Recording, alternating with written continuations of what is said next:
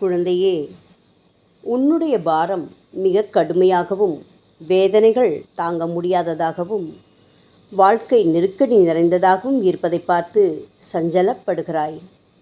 யார் இந்த இக்கட்டான நேரத்தில் உதவுவார் என்று எல்லா இடத்திலும் உனது கையை விரித்து கலக்கம் கொண்டிருக்கிறாய். துக்கமும் துயரமும் இப்போது உன்னை அழுத்தி கொண்டிருக்கிறது. இதிலிருந்து எழுந்து வர முயற்சி செய்கிறாய், முடியவில்லை. கண்ணீர் விட்டு கதறுகிறாய், கை கொடுப்பார் யாரும் இல்லை. செய்து வைத்த நன்மைகளும் சேர்த்து வைத்த புண்ணியங்களும் எங்கே தொலைந்தன? யாருக்கும் எந்த பாவத்தையும் செய்ததில்லையே, எனக்கு ஏன் இந்த நிலைமை என்று நொந்து கொள்கிறாய். யாரும் அழிக்கவில்லை, கெடுக்கவில்லை, உன்னிடமிருந்து எதையும் பறித்து கொள்ளவும் இல்லை. ஆனாலும் சங்கடத்திலிருந்து வெளிவர முடியாதபடிக்கு உன் சூழ்நிலை அமைந்துவிட்டது. யாருமே உனது கரங்களை கட்டி போடவில்லை, ஆனாலும் கட்டுண்டு கிடக்கிறாய். இந்த நிலையிலிருந்து எப்படியாவது வெளியே வர வேண்டும், 4 பேருக்கு நடுவே நல்ல முறையில் வாழ்ந்து காட்ட வேண்டும் என்று நினைக்கின்றாய். இதற்காக எவ்வளவோ முயற்சி செய்கின்றாய், முடியவில்லை. 5-10 கடன் வாங்கினாலும் திருப்பி தர முடியாத நிலை. இருப்பதையெல்லாம் இழந்துவிட்டு கடைசியாக உயிரை மட்டும் தக்க வைத்து கொண்டிருப்பது போன்ற சூழ்நிலை. அக்கம் பக்கம் சொந்த பந்தம் நேற்று வரை உன்னை புகழ்ந்தவர்கள் எல்லோரும் உனது தலைக்கு பின்னால் பேசுகின்ற நிலை என நெருக்கடிகளால் சொல்லப்பட்டிருக்கிறாய். உனக்கு எந்த தெய்வமும் கை கொடுக்கவில்லை. சொல்லுகின்ற மந்திரமும் செய்கின்ற பூஜைகளும் பலன் தராமல் போகின்றன. நான் ஏன் பிறந்தேன், எதற்காக வாழ்கிறேன், வாழ்ந்துதான் என்ன செய்ய போகின்றேன் என்றெல்லாம் மனதில் தோன்றுகின்ற விரக்தியால் நொந்து கொண்டு இருக்கிறாய். ஆசை ஆசையாய் ஆரம்பித்த வாழ்க்கை இன்று சண்டையும் சச்சரவுமாய் இவ்வளவுதான் என்னால் முடியும், இதற்கு மேல் ஆசைப்பட்டால் என்ன செய்வது, வெளியே கௌரவத்தை விட்டுவிட முடியுமா, நமது சக்திக்கு மீறி எதையும் செய்துவிட முடியுமா என புலம்புகிறாய். குடும்பத்திலே யாரும் புரிந்து கொள்ளவில்லை. வீட்டுக்கு வந்தாலே எதற்காக வந்தோம் என்று சலித்து கொள்கிறாய். உன்னால் முடியாததை செய்ய சொல்லிவிட்டு ஆட்கள் தருகின்ற நிர்பந்தத்தால் ஏற்கனவே தோல்வி பயத்தில் துவண்டு கிடக்கின்ற நீ இப்போது செத்து ஒழிந்தாலாவது நிம்மதி கிடைக்குமா என்று நினைக்கின்ற அளவுக்கு வந்துவிட்டாய். எல்லோரும் இருக்கிறார்கள், ஆனால் யாருமே எனக்காக இல்லை. எல்லாம் இருக்கிறது, எனக்கு மட்டும் எதுவும் இல்லை. சுவரில் முட்டிக்கொண்டு அழலாமா, கண்காணாமல் எங்கேயாவது போய்விடலாமா, அல்லது வேறு எப்படியேனும் இப்படியெல்லாம் சிந்தனை இரவு பகலாக ஓடிக்கொண்டிருக்கிறது. எத்தனை வருட போராட்டம் இது, எத்தனை வருட முயற்சிக்கு கிடைத்த தொடர் தோல்வி இது. நீ ஏன் ஜெயிக்கவில்லை? உன்னால் ஏன் இந்த நிலையிலிருந்து விடுபட முடியவில்லை? ஒரு பக்கம் வந்தால் 4 பக்கம் இழுத்து கொண்டு போகிறதே, ஏன்? கூட பிறந்தவர்களே உன்னை உதாசீனப்படுத்தும் அளவுக்கு தரம் தாழ்ந்து கிடக்க காரணம் என்ன? குழந்தையே, இவ்வளவு துரதிர்ஷ்டத்திலும் ஏதோ ஒரு இனம் புரியாத நம்பிக்கையால் வாழ்ந்து கொண்டிருப்பது போன்ற எண்ணம். இன்னும் கொஞ்சம் முயற்சித்து பார்த்து விடலாம் என்ற யோசனை. இதனால் உயிரை பிடித்து வைத்து கொண்டிருக்கிறாய். நல்லது, நீ நிச்சயமாக இதிலிருந்து வெளியே வந்து விடலாம். சின்ன வயதில் செய்கின்ற தவறுகள், அலட்சியம் மற்றும் அறியாமை, பார்த்து கொள்ளலாம் என்று தவறவிடுகின்ற வாய்ப்புகள் ஆகியவை நடுப்பகுதி மற்றும் பின்பகுதி வாழ்வை நிச்சயமாக சீரழிக்கும். சின்ன வயதில் பெரியோர்கள் ஆலோசனை சொன்னபோது கசந்தது. அவர்களை எதிர்த்து பேசவோ நடக்கவோ தோன்றியது. அவர்கள் சொன்ன யாவும் வாழ்வை ஆக்கிரமித்து கொண்டு நம்மை அழிக்கின்ற இந்த நேரத்தில்தான் அப்போதே சொன்னார்கள், கேட்க தவறிவிட்டேன் என்று வருந்துகின்ற நிலை ஏற்பட்டுள்ளது. நல்லவனாகவே இருந்தாய். உடன் பிறந்தவர்கள் நன்றாக இருக்க உன்னை தாழ்த்தி கொண்டாய். உனது சேவகத்தை பிறர் பயன்படுத்தி கொண்டார்கள். இப்போது அவர்கள் உன்னை வேலைக்காரன் போல எண்ணி நடத்துகிறார்கள். அவர்களை விட நீ தாழ அவர்கள் மேலே போய்விட்டார்கள். இப்போது உனக்கு புத்தி வருகிறது, நானும் இவர்களைப் போல இருந்திருந்தால் இன்றைக்கு கஷ்டப்பட வேண்டி இருக்காதே என்று. என்ன செய்வது? காலம் கடந்த ஞானம். உனது உடம்பும் ஒத்துழைக்கவில்லை. விதை போடுகிறாய், விளைக்கவே மாட்டேன் என்கிறது. பணத்தை நட்டு வைக்கிறாய், பலன் தர மாட்டேன் என்கிறது. நீயும் பல யோசனைகளை முன்வைத்து போராடுகிறாய், வந்தது எதுவும் இல்லை. சரி, போனதெல்லாம் போகட்டும். உனது நாணயம், நேர்மை, கடைபிடிக்கின்ற தர்மம், இவைதான் உனது இப்போதைய மூலதனம். இதை வைத்துக்கொண்டு எப்படி முன்னேறலாம் என்று நான் கற்பிக்க வேண்டும். அதற்கு கடமைப்பட்டிருக்கிறேன். பணம் கொடுத்தாய், அதை பயன்படுத்தி எனக்கு கோவில் கட்டி குடியிருக்கிறேன். எனக்கு மட்டுமா செய்தாய்? உடன்பிறப்புகளுக்கும் செய்தாய். அவர்கள் உன்னை உதாசீனப்படுத்துவார்கள், நானோ தக்க சமயத்தில் உதவுவேன்.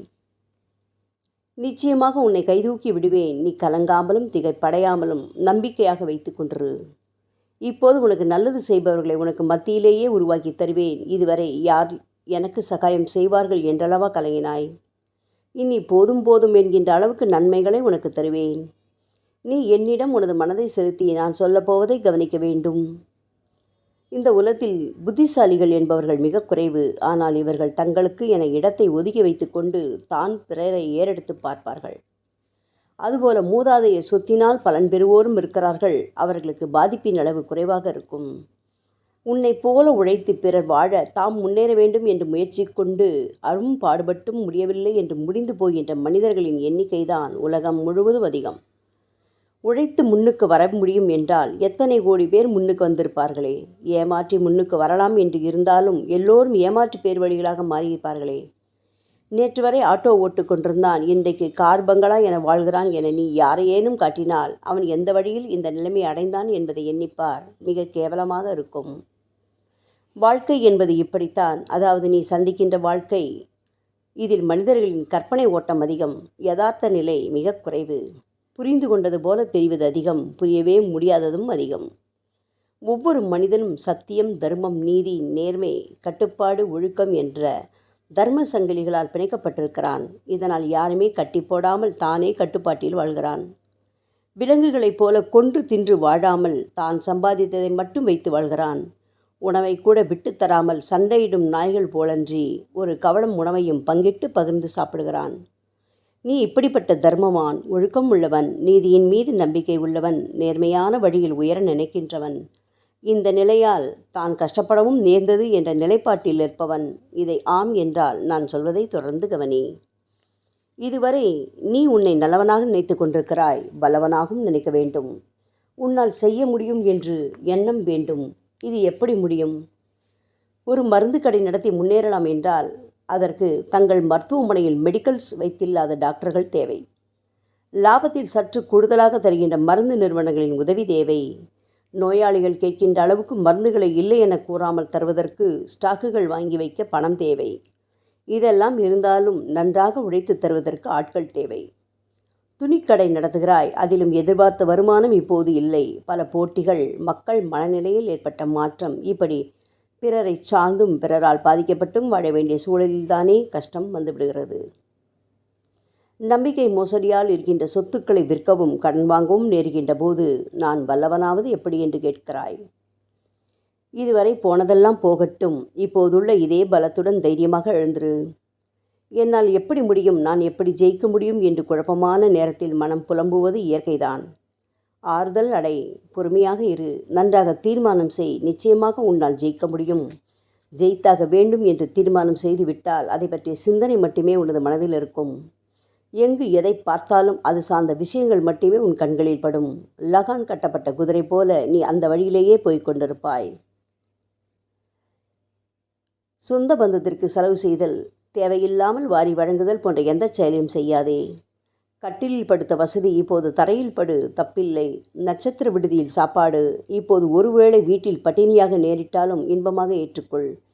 இவை உனக்கு மிச்சத்தை கொடுக்கும், எச்சத்தை அகற்றும். அதாவது தேவையற்ற அனைத்தையும் உன்னிடமிருந்து விலக்கும். இந்த மாதிரி மாற்றம் கஷ்டத்தின் அடையாளம் கிடையாது, உன்னை உணர வைக்கின்ற வழி. எப்போதும் உனது கஷ்டத்தை பற்றியே சொல்லிக் கொண்டிருந்தால் உதவி செய்கின்ற நினைப்பவர் கூட தனது எண்ணத்தை மாற்றிக்கொள்ளக்கூடும். ஆகவே உனது பலவீனத்தை எப்போதும் வெளிக்காட்டாமல் பலத்தை மட்டும் காட்டு. வாழ்வு நேரத்தில் அமைதியாக இருக்கவும் தாழ்வு நேரத்தில் சிந்தனை செய்யவும் சொல்லி தந்திருக்கிறேன். உன்னுடைய தோல்விக்கு காரணம் நீ எடுத்த தீர்மானம் அல்ல, வழிமுறை சரியாக அமையாதது. ஒரு நாட்டின் மீது போர் தொடுக்கச் செல்லும் அரசன் தன்னோடு போர் வீரர்களை மட்டுமே அழைத்துச் செல்வான் என்றுதான் பலரும் நம்பிக்கொண்டிருக்கிறார்கள். தச்சர், கொல்லர், சாலை அமைப்போர் என பலதரப்பட்டவர்களும் படையெடுத்துச் செல்லும் அரசனின் முன்னே போவார்கள். தேர் போன்ற வாகனங்களை பழுது செய்ய தச்சர்களும் ஆயுதங்களை கூறியேற்ற கொல்லர்களும் தேவை. அப்படியே இராணுவம் பிரச்சனை இல்லாமல் ஒரு பகுதியை கடந்து செல்ல வழியமைப்போர் தேவை. வழிகாட்டுதல், வழிவகுத்து கொடுத்தது வழி செய்ததன் என்றெல்லாம் சொல்வது இதன் வாயிலாகத்தான். முதலில் வழி சரியாக இருந்தால்தான் நம் பயணம் சுகமாக இருக்கும். வழியில் மாற்றங்கள் ஏற்பட்டால் அதற்கேற்ப உடனடியாக நம்மையும் மாற்றிக்கொள்ள தயார் நிலையில் இருக்க வேண்டும். நீ சிறிது பிடிவாதக்காரன், அதனால்தான் பிறர் சொன்னதை ஏற்காமல் இருந்து விட்டாய். சரி, இனிமேல் வழியை சீரமைத்துக்கொள். வழியில் ஏற்பட வாய்ப்புள்ள இடையூறுகள் என்ன என்ன என்பதை பற்றி யோசனை செய். அதை எப்படி சமாளிப்பது, இலக்கை அடையலாம் என சிந்தித்துப்பார். அப்போது இனி அடுத்து வருகின்ற உனது வாழ்க்கை சீராகிவிடும். எல்லா இடத்திலும் நல்லவர்கள் கெட்டவர்கள் சேர்ந்தே இருக்கிறார்கள். இவர்களின் சிந்தனை நிச்சயமாக உன்மேல் ஆதிக்கம் செலுத்தும் என்பதை மறந்துவிடாதே. ஆகவே பிறருடனான உறவை அதிகம் போற்றி வளர்க்க கற்றுக்கொள். நான் நினைத்து வந்தால்தான் உனக்கு வியாபாரம், இல்லாமல் போனால் நட்டம்தானே. நட்டம் வராமல் எப்படி காப்பாற்றுவது என்பதற்காக மற்றவர்களின் மனதை படித்து அறிந்து கொள்வதும் அவர்கள் மனநிலைக்கு ஏற்ப உன்னை மாற்றிக்கொள்வதும் முக்கியமாக கற்றுக்கொள்ள வேண்டியவை. உன்னுடைய முந்தைய தொழிலில் அறிவை அதிகமாக பயன்படுத்தினாயா, உணர்ச்சியை அதிகம் பயன்படுத்தினாயா என்று யோசித்து தெரிந்து கொள். உணர்ச்சியை பயன்படுத்தும் பலர் தோற்றுவிடுகிறார்கள். அறிவை பயன்படுத்துவோர் ஒருபோதும் தோல்வியின் பிடியில் சிக்குவதில்லை. ஒவ்வொரு சின்ன விஷயத்திலும் சிறந்த அறிவை பயன்படுத்தி உணர்ச்சியையும் அறிவுபூர்வமாக வெளிப்படுத்தினால் நிச்சயமாக ஜெயிக்கலாம். அதிக நேரத்தை தியானத்தில் செலவிட வேண்டும் என்று அறிவுரை கூறுகிறேன். நான் கற்றுத்தருகின்ற இந்த தியானம் என்பது கடவுள் மீது வைக்கின்ற நினைவு பற்றியதல்ல, உன் தொழிலின் மீது வைக்கின்ற நினைவு. எப்போதும் தொழிலை பற்றி சிந்தித்து அதை எப்படி விரிவுபடுத்தலாம், யார் யாரை பிடித்து எவ்வழியில் சென்றால் விரிவாகும், நட்டம் வராமல் இருக்க என்ன வழிமுறைகள், யார் யார் நமக்கு நன்மை செய்கிறான், யார் துரோகம் செய்கிறான், எந்த பொருளின் விற்பனை அதிகம், எந்த பொருளில் நட்டம் வருகிறது, யாரை பிடித்தால் நட்டத்தை தவிர்க்கலாம் என்றெல்லாம் கண்களை மூடி யோசித்து கொண்டிருக்க வேண்டும். அப்போதுதான் வேலை சித்தியாகும். யார் ஒருவன் எதை பற்றி அதிகமாக சிந்திக்கின்றானோ அது அவனுக்கு சித்தியாவது நிச்சயம் அல்லவா? ஆழ்ந்து யோசிக்கும்போது உனக்குள் வாசம் செய்கின்ற தேவர்கள் யோசனைகளை அளித்து வெற்றி பெறச் செய்வார்கள் என்றும், தோல்வி குறித்து பயப்பட்டு கொண்டே இருந்தால் அதை கண்டிப்பாக அழிப்பார்கள் என்பதையும் அறிவாய். ஆகவே எந்த நிலையிலும் சூழ்நிலைக்கு அடிமையாகாமல் உன்னை பார்த்துக்கொள். விடாமுயற்சியுடன் உனது லட்சியம் எதுவோ அதையே மனதில் நிறுத்த வேண்டும். அதற்காக போராட வேண்டும். போராட்டம் கடுமையாக இருக்கும், ஆனால் தொடர்ந்து நடத்த வேண்டும். எப்படிப்பட்ட சூழல் ஏற்பட்டாலும் உனது கை ஓங்கி இருக்கும்படி பார்த்துக்கொள். தைரியத்தை விட்டுவிட்டு தலைகுனிந்து நின்றால் அது உனது தோல்வியை குறிக்கும். தோற்றது போன்ற நிலையிலும் தலையை உயர்த்தி நில், அது உனக்கு அவகாசத்தை பெற்றுத்தரும். எனக்கு இப்படி நடந்தது, என்னை இப்படி பேசினார், இழிவாக நடத்தினார் என்று பிறரை பற்றி புலம்பிக் கொண்டிருக்காதே. எதெல்லாம் போராட்ட காலத்தில் வெகு சகஜம் என்பதை நீ நன்றாக தெரிந்து கொள்.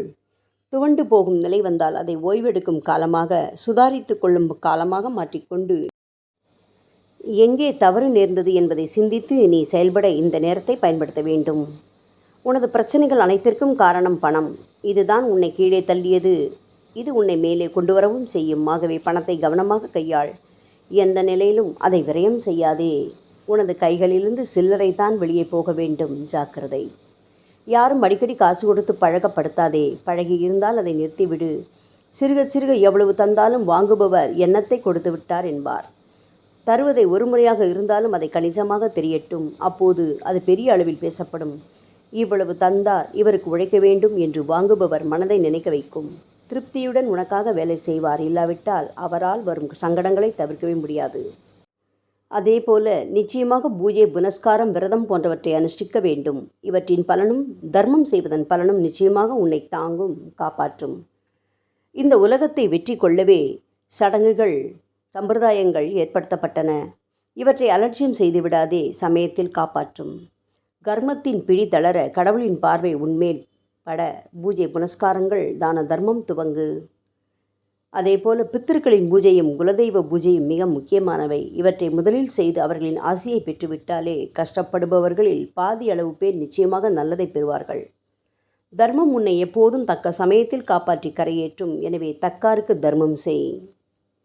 இப்பொழுது உன்னை சற்று மாற்றிக்கொள்ள முடிவு செய்து விட்டாலே உனக்கு போதிக்கின்ற நான் உன்னை வழி நடத்துவேன். இதோ உனது வாழ்க்கை தேரில் நான் அமர்ந்து கொண்டு விட்டேன்.